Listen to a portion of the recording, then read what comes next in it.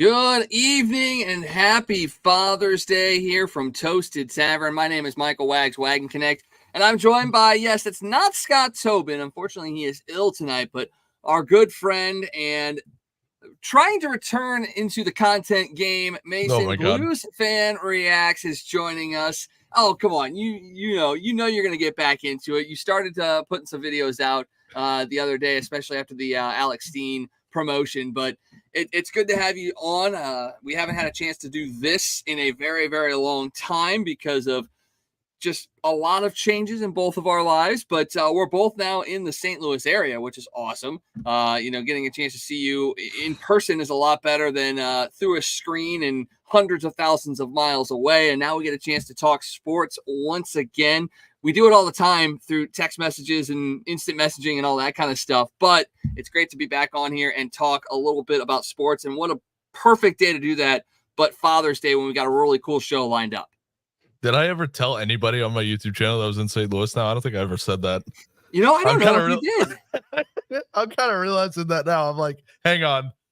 People who aren't following my Twitter are like, wait, what the heck does he mean? He's in St. Louis now. Everyone's all confused now. No, it's gonna, it's funny you say that because I was in the middle of recording a video before you sent me the invite link to the stream. So I don't know. We're slowly making our way there. We'll see if I burn out as quickly this time. Well, it's a little bit different because this time, you've kind of got some support. Not that you didn't have support as far as fans are concerned. You had a lot of fans. You had a lot of reactions on social media. But, you've got other people in the area, especially, yourself, Tom Franklin, Scott and I, and the people that are a part of Fuel Sports Network here as well. You've got people to bounce ideas off, people to, bring on the show so you don't have to go do it alone. There's a lot more support here for you on the background. And I think that's going to help not just yourself, but it definitely helps us to not burn out as well, because after doing it for a couple of years, you kind of get to the point where you're just like, oh boy, okay. We love doing the show, but sometimes it does take a toll. Obviously, life kicks in as well at some point. So it just happens. But the fact that both of us are kind of back to doing a little bit of what we love and getting our takes out there and interacting with people and just showing you that the everyday man and woman can put their thoughts out there in a way that is constructive. You can have disagreements. You can have agreements. Doesn't matter because people still like each other, and it's sports. Sports is great. Sports isn't serious. That's what's nice. It's people throwing around a hockey puck, punching each other in the face, and putting little balls into little hoops. It's not that deep, bro. So no, but it's nice. It's good to be back into what I consider a passion of mine. And once you get into the rhythm, it's really hard to stop yourself, especially when you're feeling the groove. And I'm starting to get the groove back. So it's nice. It's nice doing things like this. Well, we're gonna have to steal a great line from a classic Disney movie. Feel the rhythm, feel the ride. Get on up. It's podcast time. Slightly digitally altered, but we'll go with that. I was waiting for you to just actually exit the stream at that point because you had that look. You're like, oh, great. What did I do? A solid pre-2010 Disney reference is I'm all about it. That's right. I forgot you're slightly younger than me. So some I'm a child, references go over people's heads. I mean, you and I worked at Chick-fil-A together for a little while, and before you were there, I was there for a lot longer, and I would always be quoting 80s movies, 90s movies, and everything would just go right over the heads of the people that we worked with, and it makes me realize I am old. So you know what? For all you Steve Guttenberg fans out there, I'm right there with you. And speaking of a guy that plays a father figure, whoa! I mean, come on, right? 3 Minute a Baby is a classic as well. It is Father's Day. God. It is Father's Day, and we've got some different, unique kind of segments that we're going to walk through today. The big one we'll get to here in a second, but we're going to do a little bit of a wrap up of the week that was in sports near the end of the show. Obviously, the Cardinals and Cubs were this weekend. Cardinals took 2 of 3 there. We got the NBA and NHL finals potentially wrapping up tomorrow. We got UFL championship going on downtown St. Louis right now. So a lot of sports stuff to get to, but today is all about the fathers. And we're going to talk about the father, the athlete that both of us would have wanted as a father if we could have a famous athlete as a father. We're going to talk about the best moments in Father's Day sports history. Not a whole lot of them, because obviously there's not a ton of sports that go on at this point in time. I mean, baseball and golf are kind of the two big ones that are going on at this time of year, but there are some big moments. And then the one that we're going to kind of kick off the show with, and we went through a couple of different iterations of this. We were like, hey, okay, let's do the top 5 father-son duos of all time. Cool, that's great. Either of us could pick our top 5s, and we go from there. And then we started exchanging lists, and we're like, wait a second. These are all the same. So let's take 10 and we'll divvy them up, and we'll each take 5 and talk about it. And then we're like, no, we can do even better. Let's take those 10 and do a draft.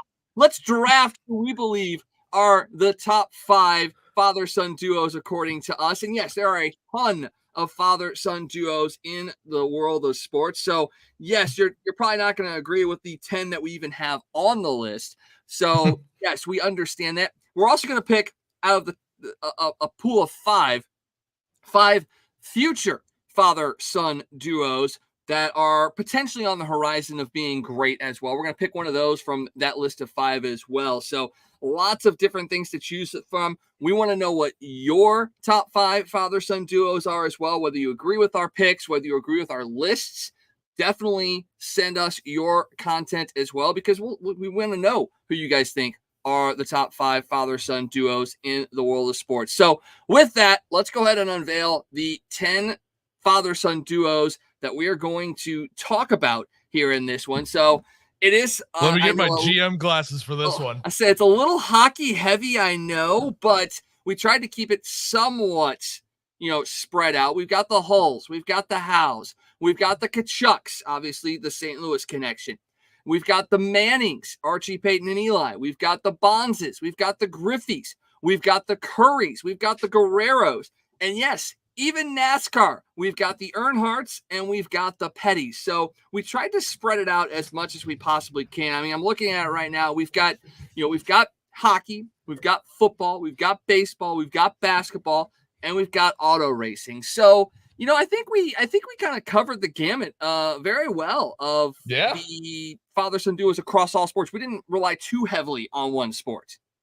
Absolutely. No, it's nice. And it kind of sucks because I don't know a lot of sports. I just know hockey. That's all I played growing up. So, but no, moving to St. Louis is nice because I've lived many places. I've traveled many places. There is no more sports oriented city than the city of St. Louis. They are proud of their sports. And I've learned more about other sports that are not hockey, like soccer. Obviously it's nice having the new team there.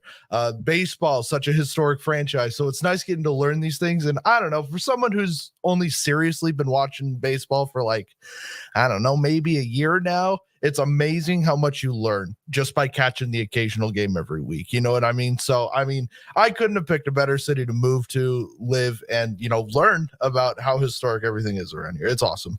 Well, and NASCAR is so big in the South, but the connections from NASCAR in St. Louis is incredible. So you've got pretty much it all over the board. Just the connection. It's the Midwest too. I mean, yes, we focus on St. Louis, but a lot of the Midwest has influences in all the sports across the entire country. I mean, Chicago's a big influence.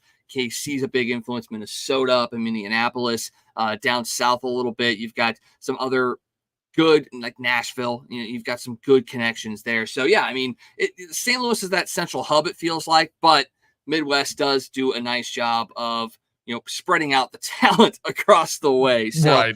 It's not that bad. Again, here's that list of 10 father-son duos that we're going to be drafting here in just a second. For the 5 future ones, we're going to go with the Sanders, Deion's family, LeBron James's family, Shaquille O'Neal's family, Jerry Rice and his son, and Emmitt Smith and his son. So that's going to be the 5 duos that we're going to assign one from them to each of our teams as well. So you just want to get into it?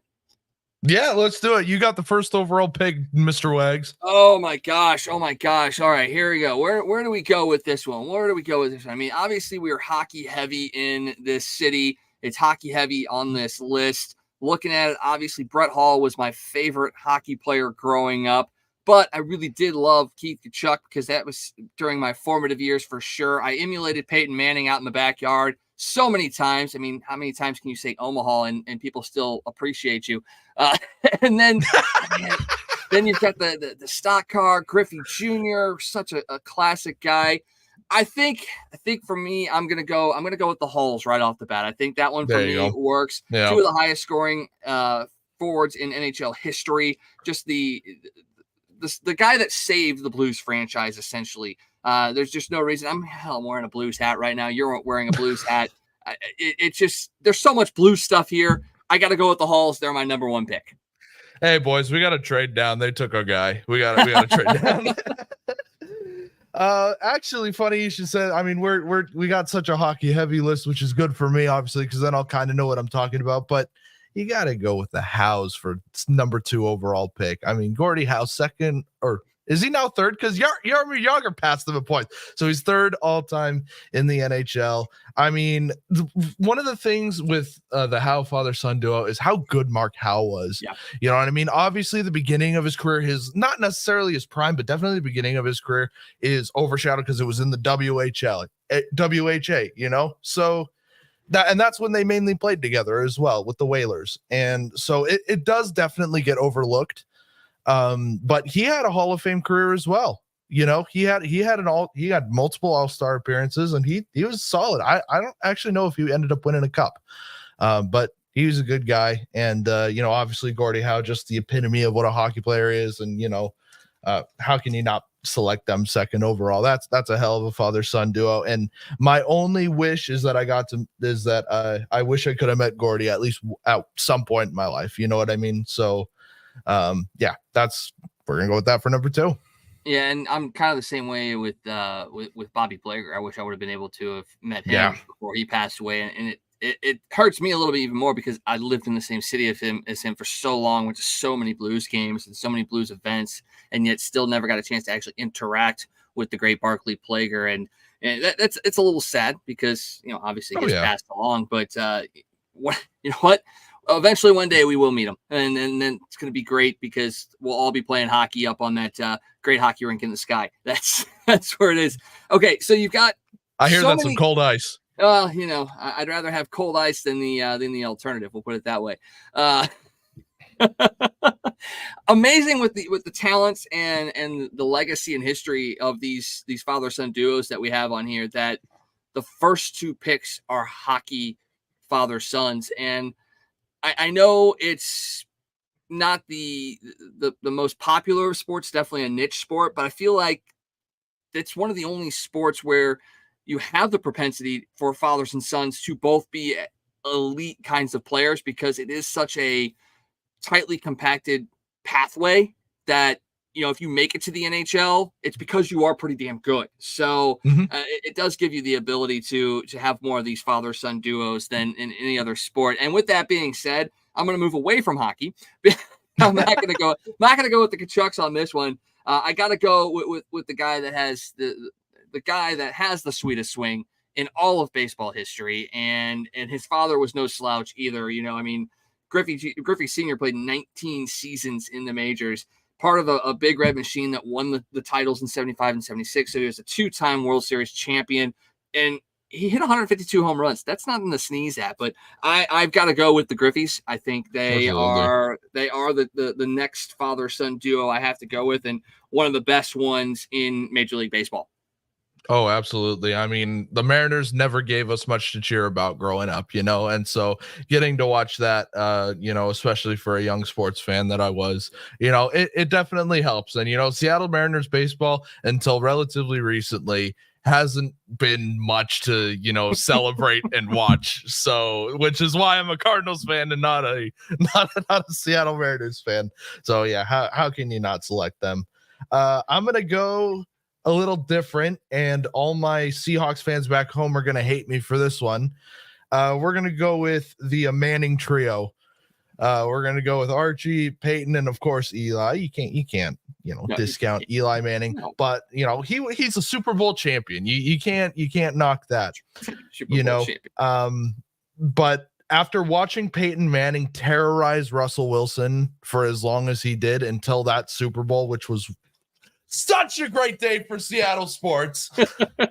What an incredible game that was. But absolutely, you got to go with the man. I mean, there was too much elite talent from just that family. And correct me if I'm wrong, I don't know a whole lot about football. I kind of stopped watching it for a while, but wasn't there another brother that was supposedly the best one? Oh, Cooper? No, I don't think Cooper was the best one. Well, didn't they say that he was? It was kind of like a Sutter Brothers situation where the best one didn't end up playing hockey. I think it was more so a student of the game more than anything else. He had the mind for it. And I think he was just plagued by some injuries and stuff like that. And now that the line and the legacy can continue with Arch Manning as well. Absolutely, he's down in Texas right now, so this could become a grandfather, father, son trio in the next couple of years, and that's not going to be something you're going to see a ton of. So it's very well possible this could extend out a little bit. Absolutely. All right, you're on the clock. All right, third pick, and I'm gonna kind of shock people, I think, because it's not one of those sports that we heavily cover here on this show, but it is probably one of the most popular in the entire country. And I've got to go with the Petties, just with the legacy of winning and it not just being with one person winning the majority, having two of the top winningest drivers in NASCAR history as part of your family as a father or son. I feel like, they're the epitome of NASCAR, and I can't go wrong with picking them there at number 3. Absolutely. Kind of going on that. I mean, I was kind of tempted to swing the other car direction, but you know what? Guy holds a home run record. You can't pass that up. We're going with Barry Bonds and his son. What definitely an incredible... putting an asterisk by that one for you. Well, who doesn't like a little PED every so often? Like that's what makes it. You know what we should do is we should commission a league where all the athletes can take whatever they want. Horse tranquilizer, I don't care. Imagine how fun that would be to watch. Are you kidding me? That would be the most fun sports. Can I even say that on the show? I don't even think I can. Anyway. Yeah, you could. That's just the idea of for the Olympics. Imagine it's pushing, like we can give horses whatever they want in horse racing and they end up going pretty fast. It's funny. I was looking at like father son duos, and apparently one of the articles was like 2 horses that apparently came from the same breed, and it's like that doesn't count. That's not what we're talking about here. I guess it was so stupid. That's not what we took. Yes, the elite father son duo of whatever that horse's name is, whatever that other horse's name is. Like, oh my god, war mantle. Literally, bro. But no, you got to go with the Bonzes. Who doesn't like a little PED? That's what lets you know you're alive. Well, and not only that, I mean, it saved baseball. I mean, we can't sugarcoat it. It happened, and fans came back. It was one of those things. The home run race with McGuire and Sosa brought fans back. Bonds became the villain that everybody wanted to hate. And I think the thing that gets lost in everything, and I've talked about this before, is the fact that before PEDs, alleged PEDs, I don't want any lawyers coming after me. He was a Hall of Fame on-track baseball player with Pittsburgh and his early years with San Francisco. So it's not like it went from the bench warmer to setting the all-time record. There was talent there. So, put the asterisk by it. Okay, whatever. So many good baseball. And you could do that for any generation as well. I mean, the spitball era, the dead ball era. I mean, there's just so many different asterisks you could put on it. You just have to recognize it in the Hall of Fame that, okay, in this moment, this is the status of baseball in the sport, and this is kind of how it played out. So, all right, let's move into the 4th pick, and let's just give you a quick refresh of the duos that we're picking from here. I mean, the Halls and the Howes are off the board. The Mannings, the Bonds, they're off. The Griffeys off. The Petties off. So we got the Earnhardts, the Currys, the Guerreros, and the Kachucks. And I'm going to continue to keep this as diverse as I possibly can. I got to go with one of the best pure shooting 3-point guys in the NBA. Yeah. And I got to go with Steph Curry and his father, Dell. Again, another one of those where one, you should know the other, and they are a great duo. They were amazing at their craft, and obviously Steph is still doing it, but Del Curry retired as the Charlotte Hornets career scoring leader. He was a 3-point specialist himself. Yeah, he retired as the Charlotte Hornets career scoring leader with 9,839 points. He ranked first in 3-pointers made with 929. He was NBA Sixth Man of the Year in '94. Averaged 11.7 points per game and 2.4 rebounds per game in his 16-year career. So no slouch at all in what he did as well. So, and then we all know what Steph did. I mean, I remember him back at Davidson in the NCAA tournament, making a huge splash and just kind of going from there. So, like I said, keeping it diverse on mine as far as sports, I'm going to go with the Currys. Okay, there you go. And I'm gonna bring it back. I'm gonna reel it in just a little bit and get some of the St. Louis area viewers tuned in and paying attention, because you got to go with Big Walt and the Kachucks. You know what I mean? You got one of them playing for the Stanley Cup right now, and he's one win away from winning it. And you know what? He's gonna lift the whole darn thing. And I cannot wait for him to bring that thing back to St. Louis. I can't wait for it, because I'm going to see, because I have never seen, it's an ongoing bit that I have been so close to the Stanley Cup, and I've missed it every single time. Every time it's been in my town, I have missed it. I am not, if Matthew Tkachuk wins and brings it to St. Louis, I'm not missing it. You have my word on that. But I mean, Brady Tkachuk too. I mean, all the rumors surrounding him potentially getting traded, and then the owner going to be being like, no, we don't plan on trading him. And then all the insiders are like, yeah, but you do, don't you? Like you are. And he's like, no. And they're like, yes. So it's a whole other thing. But Big Walt, I mean, a guy, he was a little bit before my time when I was really watching the Blues. So he was really on the tail end when I started watching, 2008 was when I was really becoming a fan. You know what I mean? And so I just I barely missed that era of Blues hockey. But just watching Matthew and Brady and hearing the stories about Big Walt. I met Big Walt at Centene during the Frozen Four regionals, which was awesome.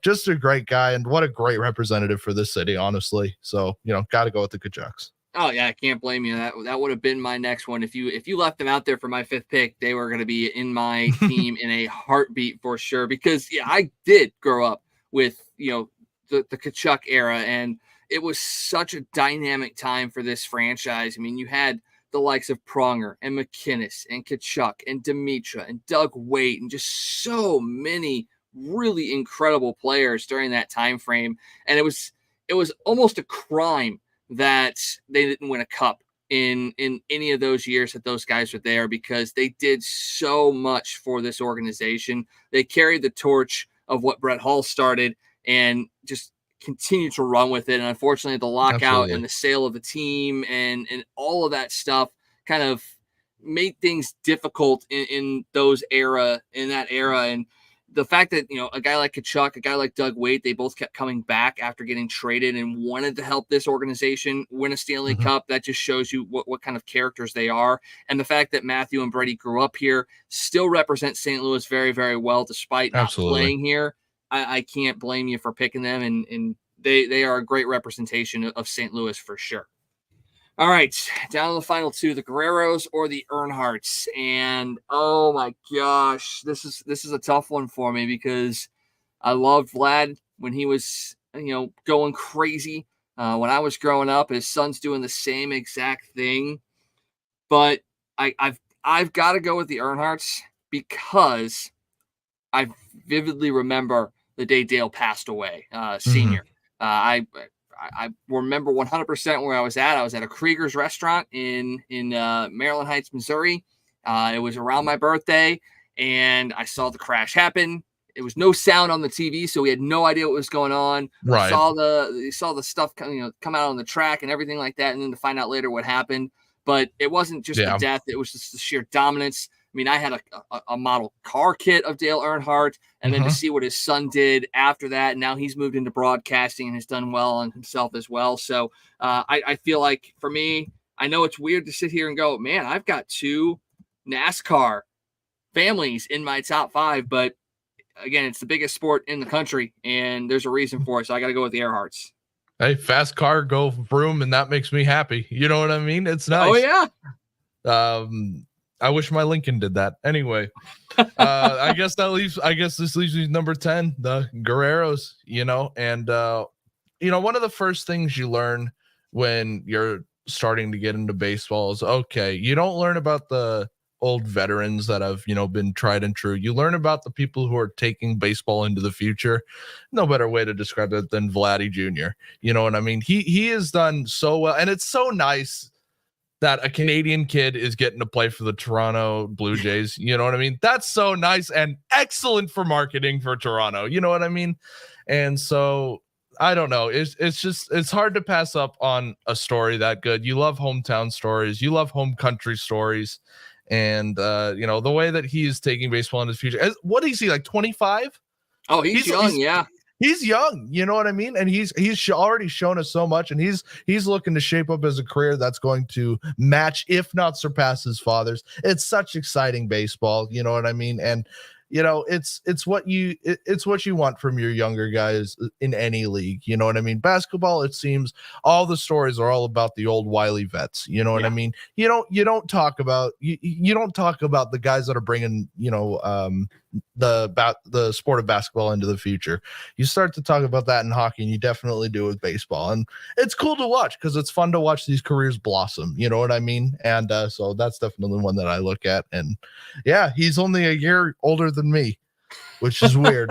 And did you ever look at that and just go, what have I done with my life?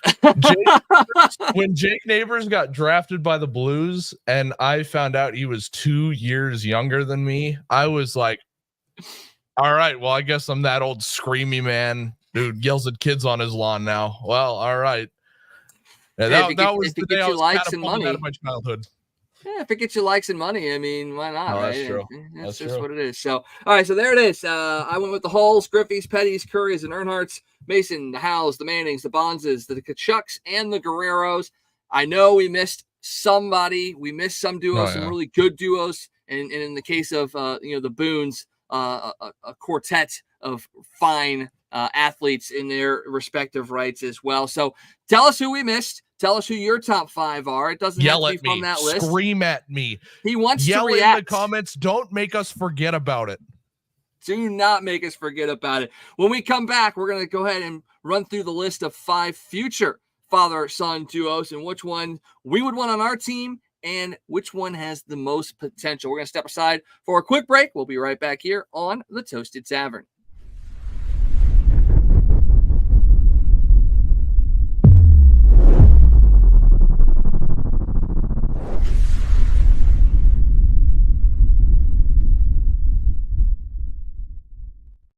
All right, we went through the father-son duos that are established, and now there's a host of new father-son duos that are starting to crop up. And as much as it pains me to say this, it's guys that we watched growing up that now have kids that are at a point where they're going to start becoming very, very, very prominent in sports. We've got, for our list, we've got the Sanders, the James, the O'Neills, the Rices, and the Smiths. Other ones out there include the Harrisons and the Gores as well. But that's our list of the top 5 that probably have the most name recognition and could be the ones that make the most impact. One of them that's out there that I didn't realize was Dennis Rodman. I didn't realize he had a son and that he was playing as well. So the Rodmans are another one. I mean, obviously Trinity Rodman is playing in the NWSL. So his daughter has been very successful in that aspect. I believe she might be playing for the Olympic team as well, but really he also has a son. So the Rodman line is strong, but let's stick with those 5 right there. And before we make our pick as to which one we want on our team, just looking at that list, which one on there for you do you believe would make the most impact of carrying on the legacy that their father started? Oh, the O'Neills. It's not even close. As somebody who I've never been a big basketball guy, excuse me. That it's not really I don't know if it's something to do with the culture around it or whatever, but it's just not a sport that really ever interested me. But as someone who's becoming a man, as someone who's spreading his wings in life and flying away, I read a lot of those self-help books. And there's it seems like every single one mentions the story of Shaquille O'Neal directly after his retirement, where he was, all about it's about a mindset switch of, oh, it's all me, to all of a sudden humbling himself. And it's such an incredible story too. He's such an incredible man. And one of his most powerful quotes was, alluding to the Father's Day narrative, is, the day I humbled myself was the day my kids started calling me. It was the day my kids started saying, "Hey Dad, I miss you." You know what I mean? And it's so powerful, and to know that his son is going to be carrying on his legacy like that is pretty incredible. You know what I mean? There's a story that he tells, and he's said it on multiple, I don't know how many podcasts of him that you've watched since his retirement, but one of the things that he's talked about is it's a really funny story, but it's when he was like shopping for his kids' first cars, and they're going like, "Hey, let's go to Hummer, let's go to Jeeves," and he says, and I quote, "You better take your ass to Nissan." It's so funny because he's all about this mindset of, hey, I'm successful. He's like, you guys aren't rich, I'm rich, right? And it's about paving the way for his children, and by carrying on that mature mindset, his son's going to do great in life. Even if it's not even in basketball, he's going to do great in life. So it's about carrying those lessons that my father taught me, and that a lot of our dads taught us. You know what I mean? And it's if you've never really focused on the story of Shaquille O'Neal, definitely do it. It's incredible. It's incredible. Well, it's amazing to sit there and think that, he was in that movie Blue Chips back in the 90s. And it kind of was a story about his early basketball career. And then to see what he did throughout his career, obviously the battles with Kobe. And then all of a sudden they were able to rectify that and build that friendship. And, you saw that with, the growing up and the support that, Shaq showed to Kobe and his kids, and vice versa, Kobe showing that to his kids, to Shaq's kids as well. And now obviously the stories that you hear coming out, I mean, there was, his ex-wife wrote a book, and it was one of those things that, she kind of took him to task a little bit, but it was rightly so. And he recognized that in himself and agreed with her on so much of the stuff that was in that book, even though he didn't actually have any input into it. It was more of, okay, look, I recognize as I've matured that I am exactly what this woman went through when we were together. And to be the bigger man and say, yes, that was me, but now I've changed. I'm supporting, and they get along. The kids are growing up in a very stable environment. And like you said, his mindset for his kids are, I'm not handing you anything. You're going to work for it. Yes, you're going to be taken care of if some reason that needs to happen, but you're not going to get handouts. You're going to work for everything that you're going to want to get. And it showed, that his kids are growing up very well adjusted. And, Shakir is, and you say it doesn't matter if he's successful in his basketball career or not. He's going to be 6'8". How is he not going to be successful? Yes, he's only averaging 2.2 games per season, or per game per season, but he's 6'8". He's gonna find a way to be successful. And if he shoots free throws better than his dad, he's gonna be fine.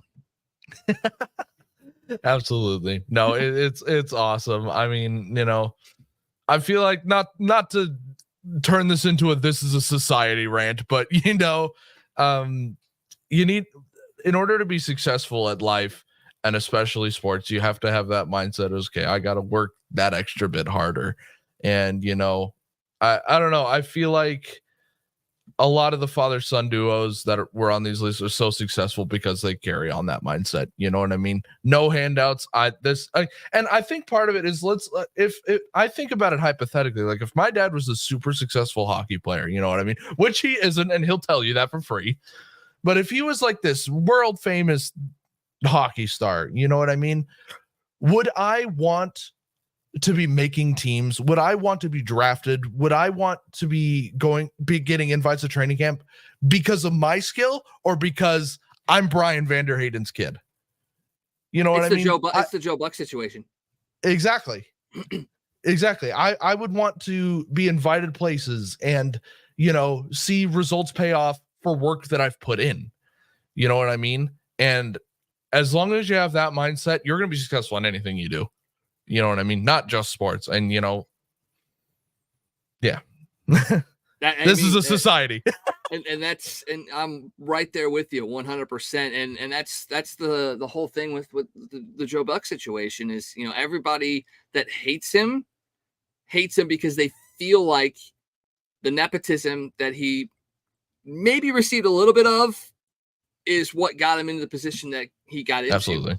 But, and not to sound crass, but Jack Buck died and Joe Buck only got bigger.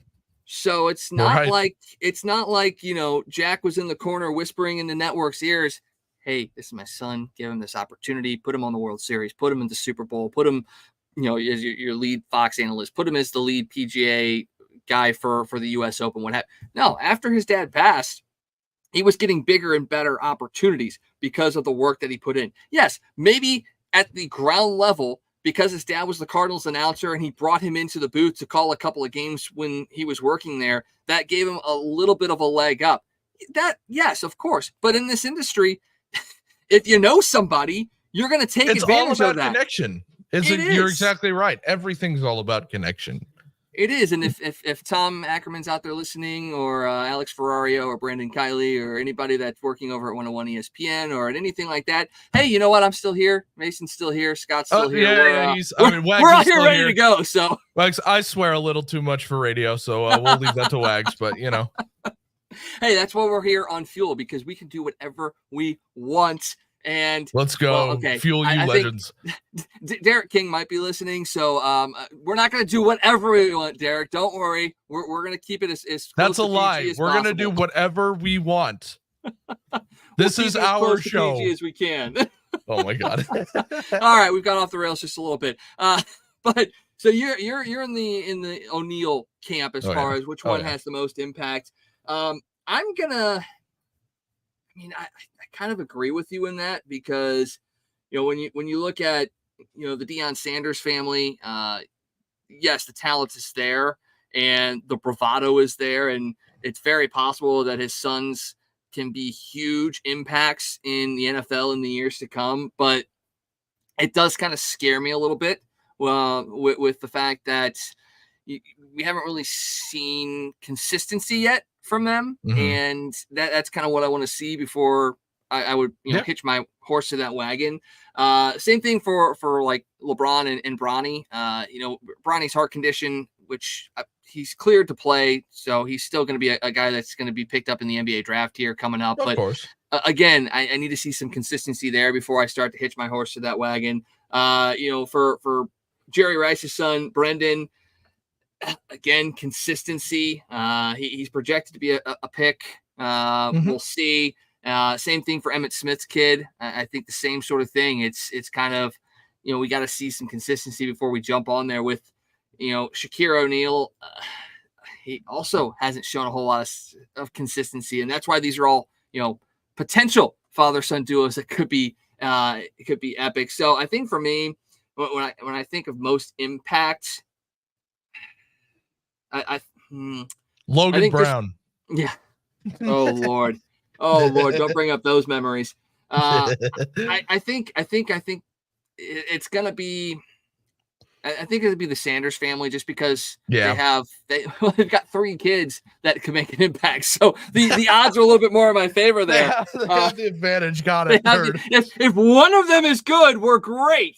If 3 of them are good, even better.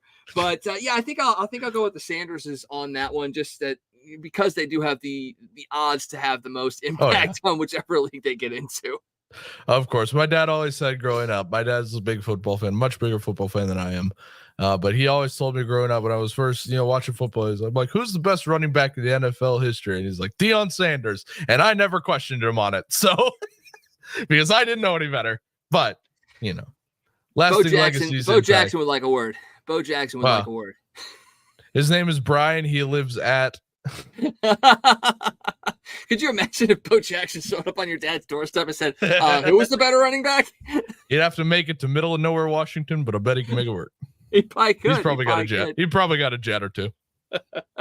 Oh boy! So I guess in that vein, you're probably going to go ahead and put the O'Neills on your list. Yeah. I'm going to go with the Sanders on my list. So that's where we sit on the father-son duos of the future. Still, again, plenty more of them as well. I mean, we didn't even touch on the Stojakovic's. Peja Stojakovic has a son that's playing over at Stanford, so that could be an under the radar kind of one. So, all right, we're going to take another quick break. We're going to come back, talk about the best Father's Day sports moments, and we're also going to pick who we would want as our father that was a famous athlete. So we're going to step aside real quick here on Toasted Tavern.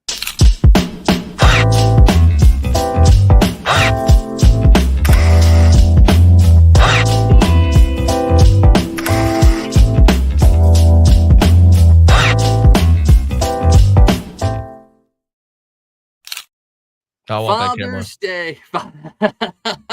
Father's Day is today. We want to definitely wish happy Father's Day to all the fathers and father figures out there.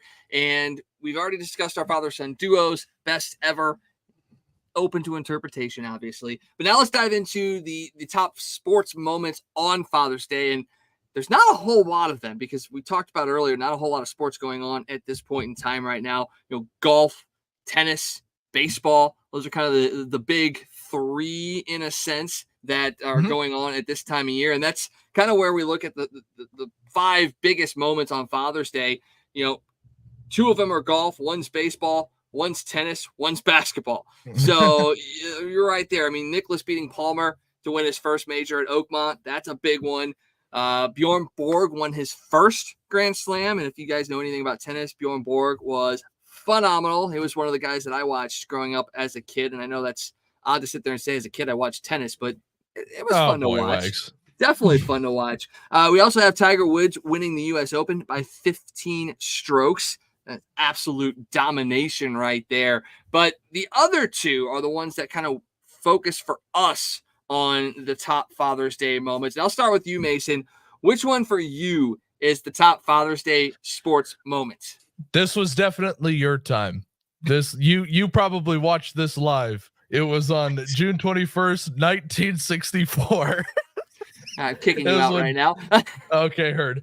That's fair. No, it was Jim Bunnings throws a perfect game. So it was against the Mets. Obviously, perfect games are hard to do. No hitters are hard to do. It's harder than a hockey shutout for sure. You know what I mean? So when it happens, it's pretty special. But like you said, this is kind of in that weird time where, there's not a lot of sports going on. The hockey season and basketball season, for the most part, usually is over by this point. The Blues won Game 7 of their cup and, on June 12th. You know what I mean? And that series went the freaking distance. So you're right. It is kind of that weird time. But, 79 strikes and 90 pitches is freaking insane. You know what I mean? 6-0 win, striking out 10 whole batters. And you know what I find really funny about that is he ended up finishing this season only 19-8. That's kind of how it is. Oh, and by the way, future United States Congressman as well. He was just setting up, man. He was just setting up. He threw a Maddox before Greg Maddox was even in the league. What I'm saying is, as long as he used that for his Senate run, like part of his campaign, then that's why he got elected. That's all I'm saying. Not only elected, but stayed in Congress. Stayed in Congress since 2011. Good at baseball. That's an all-American boy I can trust. Let's get him on there. I bet you know what? He did not get a whole lot of votes in New York, but he didn't have to because he probably ran for Congress in Philadelphia. We're looking this up now. Hang on. That would be hilarious, though. He probably got a whole bunch. If he ran in New York, he probably got a whole bunch of Yankee fans to vote for him as well. But he inducted into the Baseball Hall of Fame in 1996, and like you said, 79 of 90 pitches for strikes. That is just an insane percentage, and it was the first perfecto in National League's modern era as well. All right, lay it on us. Where was he a congressman at? You're not going to guess it. Oh my gosh. Rhode Island? The good old state of Kentucky. Really? Okay. Well, yeah, not a lot of Mets fans down in Kentucky, I can tell you that. Oh my Lord. Oh boy. Oh Well, my Lord. that's a pretty good one. That's a pretty good one. For me, again, this one seared into my memory, and I think it's seared into a lot of people's memories because the picture is absolutely iconic. June 16th, 1996. Michael Jordan and the Bulls take down the Sonics for the NBA title. It's the second time he hoisted the trophy on Father's Day. They did it back in 93 against the Suns, but this one was much more poignant because it was the first title he had won since the murder of his father. And to be able to do that on Father's Day, we all remember the picture of him clutching the trophy, crying on the floor of the locker room. It's just such an iconic moment. And to have it happen on Father's Day after, the murder of his father, just one of those times that you just go, it's not even about the sport anymore. It's just about life. And to have that moment, incredible. Absolutely incredible. MJ by far the best of what he's done. Let's bring it back to Shaq for his quotes. How many times he goes, what's LeBron's record in the finals and what's MJ's record in the finals? Oh Lord, don't get me started on the MJ LeBron conversation. That's gonna be a whole show another time because oh my, yeah, we can't go down that rabbit hole. The debate's over. That's all I'm saying. That's very true. That's very true. A couple other moments that happened but didn't happen on Father's Day that are really ring true. We were talking about this before the show. Obviously, the Griffeys homering back to back on September 14th, 1990 against the Angels. That was a big moment. Tiger winning his first Masters, embracing his father, and then 22 years later winning another Masters, and his kids are there because his father had passed on. So big moments there. But the one that sticks out for me, and it's another piece of iconic video, Jim and Derek Redmond. And if you don't know the names, you know the video for sure. Derek tore his hamstring, and his dad came from the stands to help him cross the final 175 meters to the finish line. Just one of those moments that just gets you teared up. And it was in a commercial. It was the first place I saw it. And I cried at a commercial. Oh man, I remember that went viral. Like, I don't think it obviously did get traction when that clip first was coming out, but like it didn't really start like going like viral until relatively recently. I think the first time I saw it was like 2 years ago. You know what I mean? And I mean, just incredible. You know what my favorite part of that whole video is when the dad's out on the field or on the track and he's like holding him up, and then one of the guys on the sides like running up to help him, and he's like, "No, go away." My son, I'm helping. We're doing this my way. Just father-son, classic father-son love right there. What a great clip. Oh, great clip. And again, another nice segue because this is about fathers and sons. And I posed a question to you, and it's one that is interesting because obviously it's not anything that can be studied or even go back in time and fix or anything like that. But looking back at the history of athletics and the stars that we have grown up with and all that, and obviously we love and appreciate the fathers that helped raise us, and we wouldn't trade any of that for anything in the world. But if you had the ability to have load-bearing butt, close your ears, Dad. But if you would have had the ability to grow up with a famous athlete as a father, who would you have wanted to grow up having as a father? And that's a hard thing to preface because you have to think about when that guy would have been your father as well. Because was it going to be in his playing days or would it be currently? Because some of these guys are two different people. So who in your mind would be somebody that you would want to have had as a father growing up? Who wouldn't want Keith Kachuk to be their dad growing up? Every single one of his kids, Matthew, Brady, and Turin, are both dominating at the sports that they play.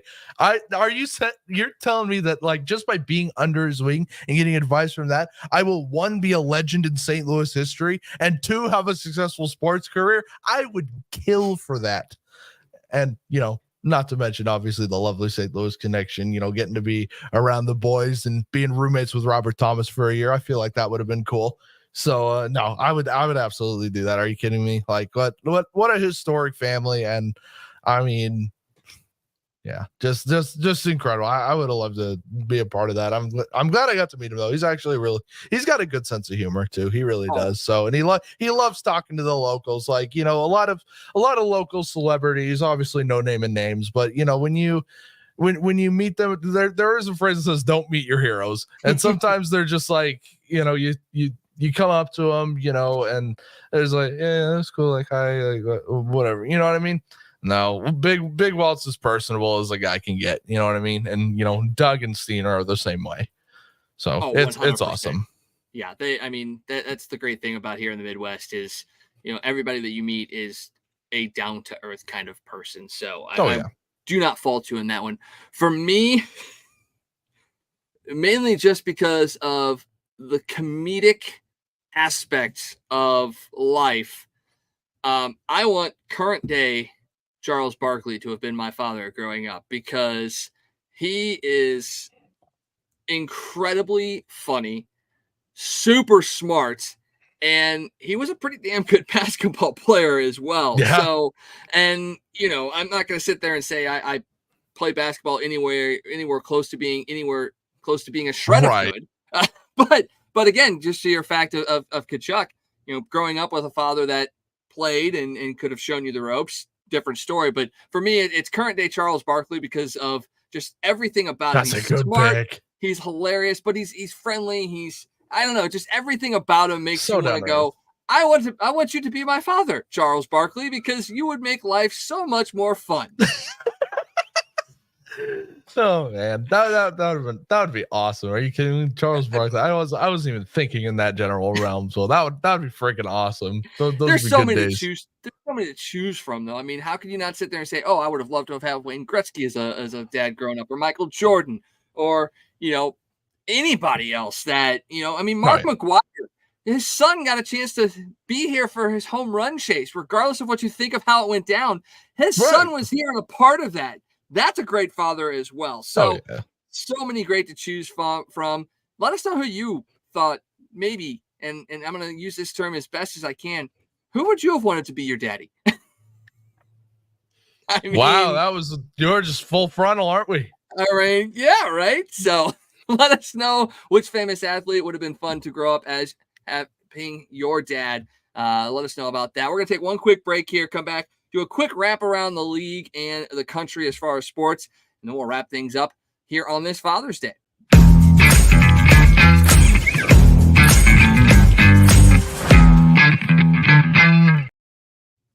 All right, Cardinals and Cubs this weekend. Cardinals took 2 of 3 without much of an offense. Fredo Pajas hit 2 home runs at Wrigley with his father in the stands both days. Man. What a great Father's Day present because, you know, Wrigley was one of those places that he grew up wanting to play at. So to be able to go there, hit a couple home runs, and really both of them being game winners as well, absolutely incredible. Oh yeah, making the most of his opportunity in the big leagues. You know, I've been really impressed with the kid. I'm going to be honest. But you know who else I'm really impressed by right now? Miles Mikolas. He's having a sneaky good start here, especially this last series. And you know, going into a series against the Miami Marlins, who have just fallen on their faces as of late, it's going to be a good confidence booster for him. He knows that he's not a number 1 pitcher in this league. You know, Cardinals fans know it, but you know, as long as he's pitching well, doesn't really matter. Well, and we've talked about this the last couple shows as well. The staff as a whole. It was a big question mark coming into the season, and they have exceeded expectations. And, you know, Mikolas is one of them. Lance Lynn is one of them. I think we all knew what we were going to get from Sonny Gray. Kyle Gibson has been a revelation. He is a guy that has been, you know, an all-star candidate as well. I mean, obviously the Cardinals are probably only going to get one, and it'll probably be Ryan Helsley.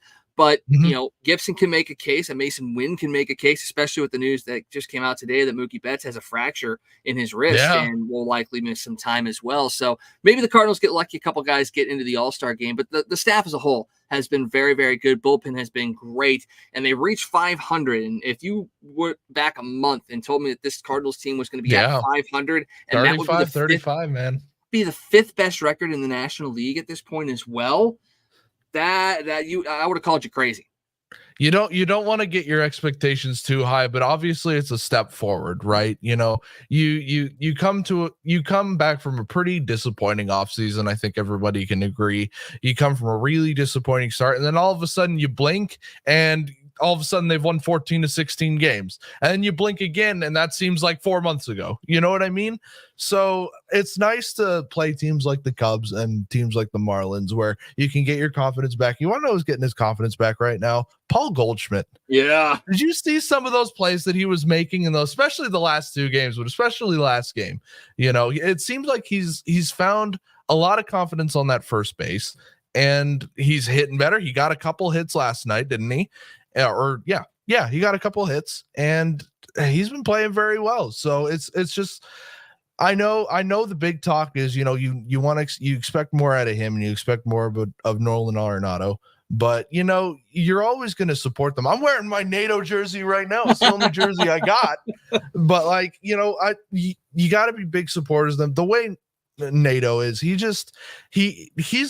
thinks about his game incessantly. He just strikes me. I heard them talking about this on 101, but he focuses on his game, and when it's not going right, he's obsessive about it. You know what I mean? And he's trying to fix. And I firmly believe that once he gets out of that overthinking rut, we're gonna go, wow, this team's completely different. You know what I mean? But Goldschmidt obviously wasn't playing well earlier this season, is now starting to find his groove. And you got to consider that this series and the next series as basically a freebie for him to, okay, once you start getting into competitive teams, that's where you'll know where he's really at, when it comes to trying to find his confidence back, find his groove back.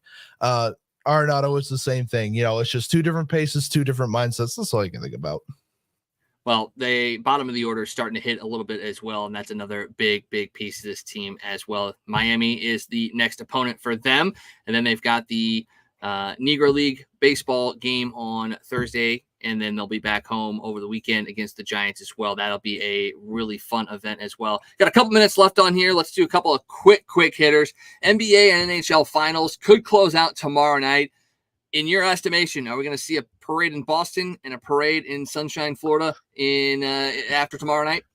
You'll see a parade in Boston. I'm not convinced about Florida. I'm going to be honest. Celtics obviously overdue. You told me earlier, and that shocked me that they haven't won since 2008. And I'm like, oh, they haven't won since 2008. But it just seems like the Celtics have been that good for that long that it really did surprise me. And that I'm not someone who really focuses on basketball all that much. But definitely, it's very surprising. And, I think they're due. You can't have a team that's as good as they've been and as consistent as they've been with the stars that they have and not come away with it eventually. Now, Florida, I said it at the beginning of the season. I said it at the beginning of the Stanley Cup Final Series. I think I just had this feeling they were going to beat themselves at least twice. They definitely beat themselves last night. I don't know. Does that shake them as much as I think it's going to? Because some people are like, oh, it's the Stanley Cup Final. They're going to be fine. But an 8-1 loss shakes you, and, you might not be thinking about that before the puck drop on game 6 or game 5. What am I saying? You're not going to be thinking about that before that puck drop. But you know what? The second Edmonton scores first in that game, you know how bad that feel on that bench. That's going to shake you. So if Edmonton scores first, it's over in game 5. If Panthers score first, it's over again. You know what I mean? It's going to really come down to setting the tone in the first period. And I think we're going to have a really good idea who wins based off of that. Oh, not a bad call whatsoever. UFL Championship, Birmingham Stallions have won over the Brahmas, the team that beat the Battlehawks last week. So congratulations to them. That's another championship for the Stallions. They proved that the USFL is better than the XFL, at least for 1 year. So congratulations to them. Well, it's been a great show. Thank you again, Mason, for taking some time out and working with us here and being with us on this Father's Day show. Again, if you listen to us already, give us your top 5 father-son duos. Let us know which famous athlete you would have wished was your father growing up, and throw in your favorite Father's Day memory, whether it's sports or just your favorite Father's Day memory as well. Hopefully, Scott will be back with us next week. We'll also have some big announcements as far as guests coming up here as well in the near future. So make sure you stick to that and follow Blues Fan Reacts over on Twitter, which is now X. For Mason, I am Michael Wagenknecht saying so long. Thank you for joining us here on the Toasted Tavern.